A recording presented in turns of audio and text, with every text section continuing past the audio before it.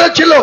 সেই কংগ্রেসকেও 1 বছর যেতে না যেতেও তাদের 6 জন মন্ত্রিসভাকে সেখান থেকে ছেড়ে দিতে বাধ্য করেছিল।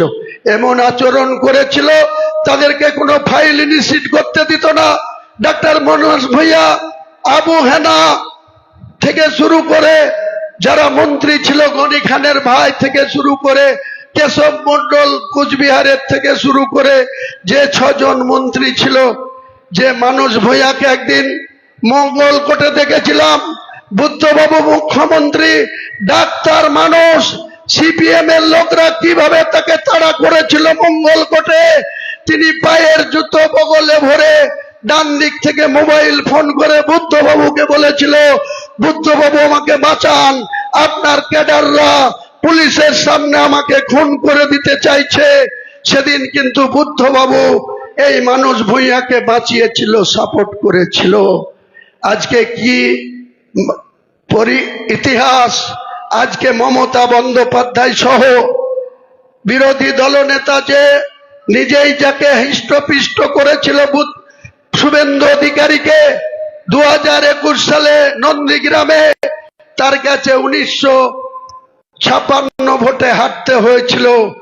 এত রবরবা, এত ঔদ্ধত্য, তার ভাইপুর সঙ্গে কথা বলা, টাকা ছাড়া কথা বলা যায় না, ফোনে মেসেজ দিলে তার কোনো উত্তর পাওয়া যায় না। আমি হুমায়ুন কবির বারবার মমতা ব্যানার্জির কাছে প্রতিবাদ করেছিলাম যে আমরা দল করতে এসেছি, আপনার ভাইপুর গোলামি করতে আসিনি। আপনার ভাইপুকে সামলান, আপনার ভাইপুকে তুলাবাজি করা থেকে বিরত রাখুন, আপনি নিজে ক্ষমতা রাখুন। আপনি পুলিশ মন্ত্রী, একটা আইসির পোস্টিং দিতে গেলে আপনার ভাইপুকে 70 লাখ থেকে 1.5 কোটি গুনতে হয়। একটা জেলার এসপি কে পোস্টিং দিতে হলে আপনি পুলিশ মন্ত্রী, আপনার ভাইপো আগে 2 কোটি টাকা নেয়, তারপরে তার এসপির পোস্টিং হয়। এটা সাধারণ মানুষের উপরে জুলুম। একটা সাধারণ মানুষ 1 লরি বালি কিনতে গেলে এধারে বলছে লক্ষ্মীর ভান্ডার দিচ্ছি, 1000 টাকা ভাতা দিচ্ছি, ইমামদের 3000 টাকা ভাতা দিচ্ছি, কিন্তু ঘুরিয়ে দেখতে গেলে মমতা বন্দ্যোপাধ্যায় একমাত্র দুর্নীতিগ্রস্ত নেত্রী। তিনি বাংলার সততার প্রতীক হিসেবে বাংলার মানুষের কাছে 2011 সালে যে গ্রহণযোগ্যতা ছিল, তার নিজের পাপের প্রায়শ্চিত্ত গত 4 তারিখে 15 বিধায়ক ইন্দ্রনীল সেন যেখানে যেত মুর্শিদাবাদে আমাদের কিছু দায়িত্ব দিন, মন্ত্রী না করুন, কিছু ক্ষমতা দিন, কোন দপ্তরের চেয়ারম্যান করে দিন, ফান্ড দিন। আমরা মুর্শিদাবাদের মানুষ আপনাকে ভোট দিয়েছে। 2021 সালের আগে আপনার 4টে আসন ছিল, 2011-তে যেদিন আপনি ক্ষমতায় আসেন সেদিন 1টা আসন ছিল সাগরদিঘি। কংগ্রেস ছিলাম আমরা 14টা, বামফ্রন্ট ছিল 7টা। আমরা আপনার দলে আবার আসার পরে আমরা আপনাকে 20টা আসন পাইয়ে দিয়েছি। মুর্শিদাবাদের মানুষকে এইভাবে অসম্মান করবেন না, মুর্শিদাবাদের মানুষের উন্নয়ন করুন। কিন্তু এই তোলাবাজ ভাইপো, চোর ভাইপো সেদিনকে সম্পূর্ণ পিসির ক্ষমতার অপব্যবহার করে বাংলার মানুষের সাথে চুরি করেছে, ডাকাতি করেছে, তোলাবাজি করেছে।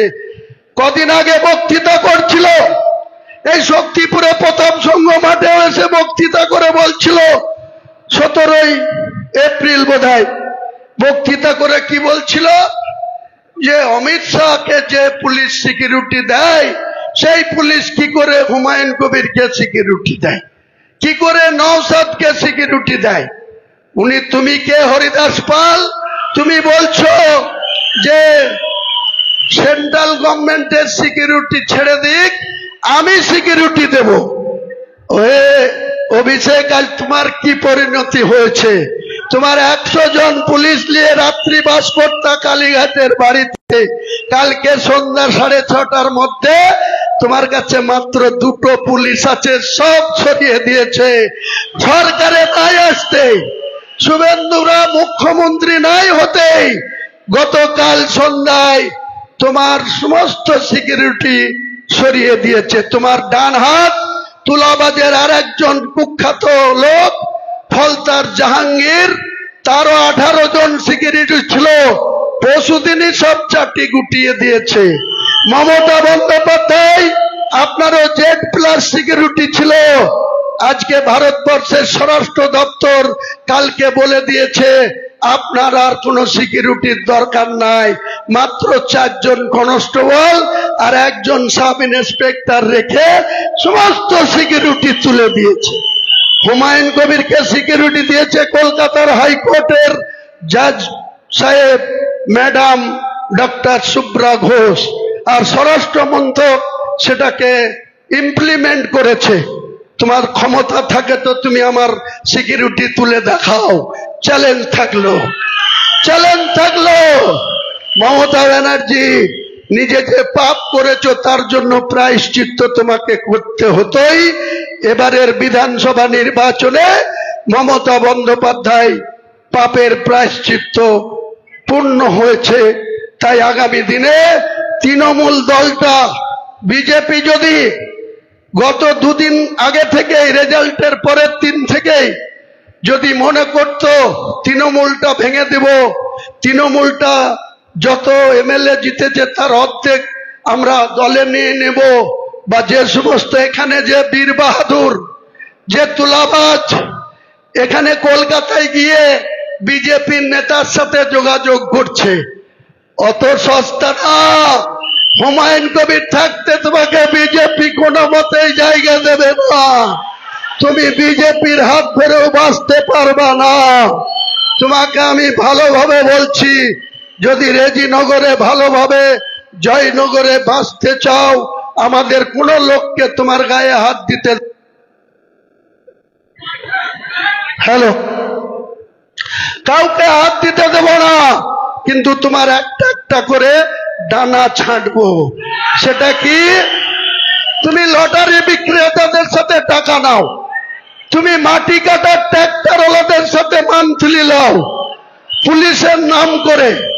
তোমার কিছু চ্যাংম্যাং আছে, তারা খৈতান এগ্রো কোম্পানির কয়েকশো বিঘি জমি দখল করে খাচ্ছে। আমি এই রেজিনগরের বিধানসভার সদস্য হিসাবে উপস্থিত সকলের কাছে করজোড়ে ক্ষমা চেয়ে নিয়ে একটা আবেদন করব, সেটা হচ্ছে আমি আজকে 7 তারিখ, কালকে আমাকে কলকাতা যেতে হবে। পরশুদিন 4টের সময় বাংলার সরকার শপথ নেওয়ার কথা ছিল, কিন্তু প্রধানমন্ত্রী সময় কম, তাকে যেতে হবে আসামে। তাই সকাল 10টায় ব্রিগেডে যে রাজ্য সরকারের পক্ষ থেকে, গভর্নরের পক্ষ থেকে এত নির্লজ্জ মমতা, যে নিজের যে দায়িত্ববোধ হেরে যাওয়ার পরে যে পদত্যাগ করা,